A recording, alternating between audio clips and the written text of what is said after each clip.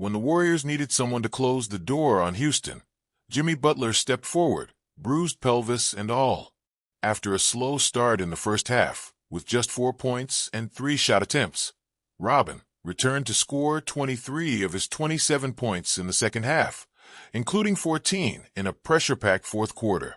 But it was his final act that sealed the win and reminded everyone why he's one of the league's grittiest performers. With Golden State clinging to a 107-106 lead and 10 seconds remaining, Alperen Sengun missed a baby hook in the paint over Draymond Green, with Butler leaping over what seemed like giants to pull down a critical rebound, drawing a foul in the process. Moments later, standing calmly at the free throw line as Chase Center held its collective breath, Butler sank both shots to extend the lead to 3. It was the exclamation point on a night full of clutch plays, as Fred VanVleet's desperation heave at the buzzer fell short. "Jimmy really carried us in the fourth," Warriors coach Steve Kerr said. "If it were the regular season, he'd probably miss another week or two. But it's the playoffs and he's Jimmy Butler." It was clear Butler wasn't 100%, wincing late in the game, but his tenacity went beyond the stat sheet. After missing Game 3, Butler's refusal to back down when the game got tight was the heartbeat that kept Golden State alive in a chaotic game. While Butler closed the show, Brandin Podziemski was the act that kept the lights on all night. The second-year player erupted for a playoff career-high 26 points, delivering shot after crucial shot to keep the Warriors within striking distance during Houston's surges. "Since coming back from injury, he's pretty much been lights out," said Draymond Green. Starting hot with 10 points in the first quarter and 8 in the second, Podziemski carried what Green labeled irrational confidence into the second half, pacing the Warriors as their leading scorer until the final seconds. His strings of heady plays and timely threes lifted the Warriors during an 18-1 run that spanned the second and third quarters, providing much-needed stability as Green dealt with foul trouble and Stephen Curry faced heavy defensive pressure. "Brandon's a big-time player, a 2-year guy who plays like a 10th-year guy," Kerr said.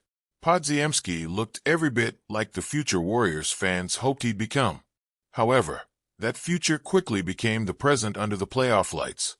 Podziemski finished with 26 points, 9-4, 18 FG, 6-11 3 points, 5-5 feet, with 5 rebounds, 5 assists, 2 steals, and a block in 40 minutes.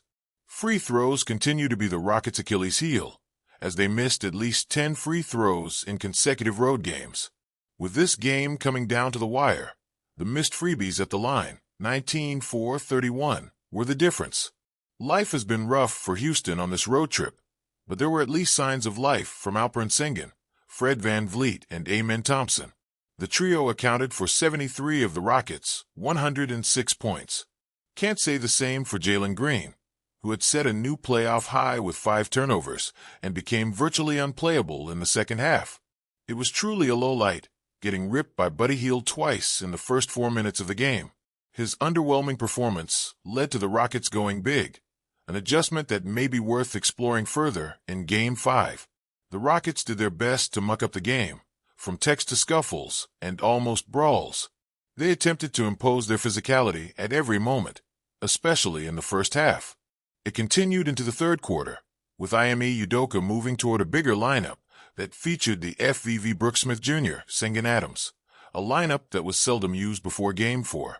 Houston used that lineup over 9 minutes in the third quarter, finishing at +11. That unit also allowed Houston to pack the paint and attack the rim relentlessly. The shift to a big heavy lineup ended with Steven Adams playing a season-high 27 minutes, finishing with a plus-minus of +16.